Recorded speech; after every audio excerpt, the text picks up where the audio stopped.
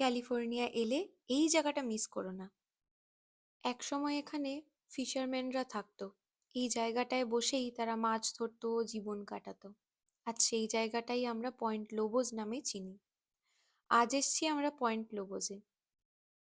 Point লোবোজ কিন্তু শুধু সুন্দর না, এটার একটা নিজস্ব ইতিহাসও আছে। 1800-র দশকে এখানে চাইনিজ ফিশিং ভিলেজ ছিল, যেটা আজকের ওয়েলার্স কোভ এরিয়া। আজ চারপাশ এত শান্ত, ভাবতেই অবাক লাগে একসময় এখানে কত ব্যস্ত জীবন ছিল। আজ আমরা পয়েন্ট লোবোজের ট্রেল ধরে হাঁটছি। এই হাইকটা কিন্তু বেশ অনেকটা উঁচু, তবুও ট্রেলগুলো খুব ভালোভাবে তৈরি করা আছে, মার্ক করা আছে, তাই হাঁটতে কোনো অসুবিধা হয় না। একদিকে বিশাল বিশাল পাহাড়, আরেকদিকে প্যাসিফিক ওশেন। পয়েন্ট লোবোজ ক্যালিফোর্নিয়ার সবচেয়ে সুন্দর কোস্টাল স্টেট পার্কগুলোর মধ্যে একটা। পাহাড় আর সমুদ্র এখানে এমনভাবে মিশে গেছে, যেটা খুবই রেয়ার। পুরো ব্লগটা দেখতে হলে ওপরে লিঙ্কে ক্লিক করো।